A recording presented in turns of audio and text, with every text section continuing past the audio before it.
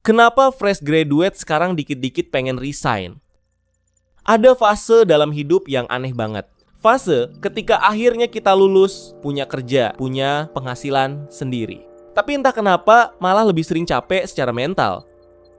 Dulu waktu masih sekolah atau kuliah, kita mengira bahwa dunia kerja itu sangatlah sederhana. Bangun pagi menuju kantor untuk mulai bekerja, ngerjain tugas di setiap harinya dengan kondisi yang stabil, pulang dari kantor dengan perasaan gembira, lalu akhir bulan mendapatkan gaji yang sesuai dengan apa yang telah kita kerjakan dengan keras.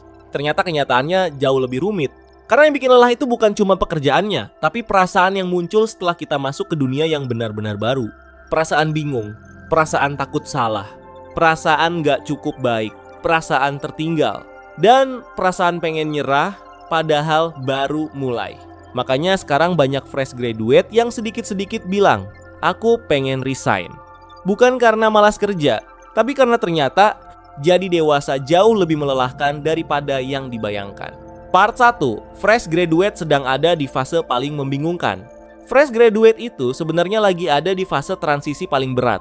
Karena untuk pertama kalinya hidup nggak lagi berjalan dengan sistem yang jelas. Dulu semuanya punya arah, SD lanjut SMP, SMP lanjut SMA, SMA lanjut kuliah.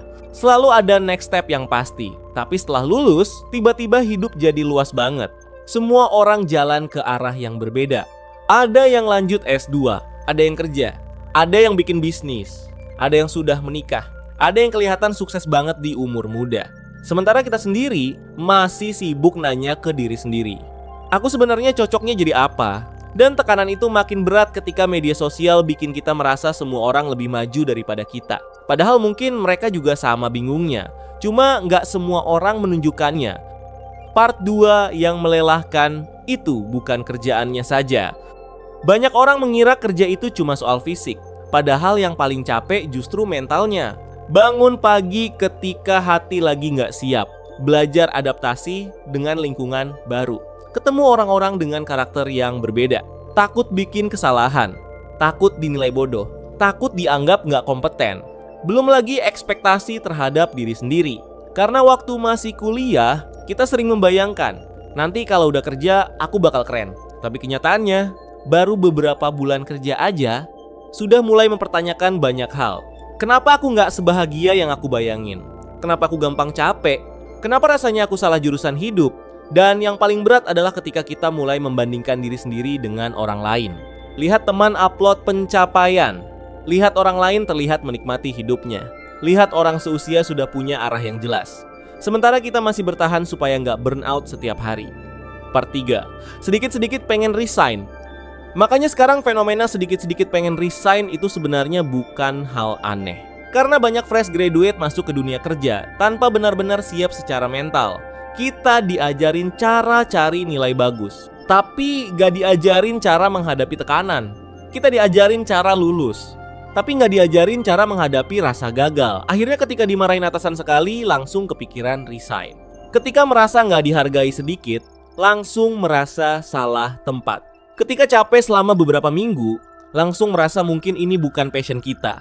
Padahal kadang yang kita rasakan itu bukan tanda harus menyerah, tapi tanda bahwa kita sedang beradaptasi. Dan proses adaptasi memang gak nyaman. Part 4, dunia kerja tidak selalu seindah ekspektasi. Ada satu kenyataan yang pelan-pelan dipahami banyak orang setelah mulai bekerja, bahwa dunia kerja tidak selalu memberikan validasi. Kadang kita sudah berusaha keras, tapi tetap dikritik.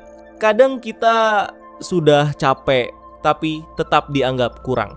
Kadang kita berharap lingkungan kerja akan menyenangkan, ternyata malah membuat overthinking setiap malam. Dan di titik itu, banyak orang mulai kehilangan semangatnya. Karena ternyata realita tidak sehangat ekspektasi. Tapi justru di fase itu, seseorang mulai belajar menjadi dewasa. Belajar bahwa hidup bukan soal selalu nyaman. Belajar bahwa tidak semua hal akan berjalan sesuai yang kita mau. Dan belajar bahwa bertahan juga bagian dari proses tumbuh. Part 5, tapi jangan juga memaksa bertahan. Walaupun begitu, bukan berarti semua orang harus bertahan di tempat yang salah. Kalau lingkungan kerja sudah merusak kesehatan mental, kalau setiap hari isinya tekanan yang tidak manusiawi, kalau sampai kehilangan diri sendiri.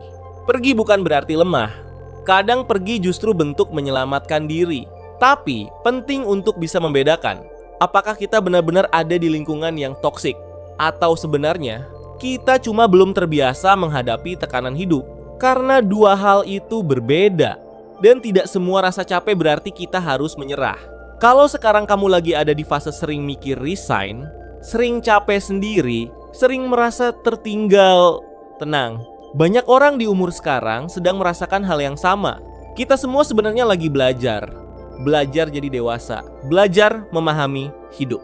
Belajar menerima bahwa tidak semua hal langsung terasa menyenangkan. Dan mungkin di umur sekarang, yang paling dibutuhkan bukan jawaban untuk semua hal, tapi kemampuan untuk tetap berjalan meskipun masih bingung arah hidupnya kemana. Karena ternyata menjadi dewasa bukan tentang siapa yang paling cepat sampai, tapi siapa yang tetap bertahan dan terus bertumbuh meski sering merasa ingin menyerah. Gue Ilham dari Ruang Bertumbuhmu. Kalau video ini bermanfaat, jangan lupa like, komen, dan subscribe. Bagikan kepada teman-temanmu dan mari bertumbuh bersama.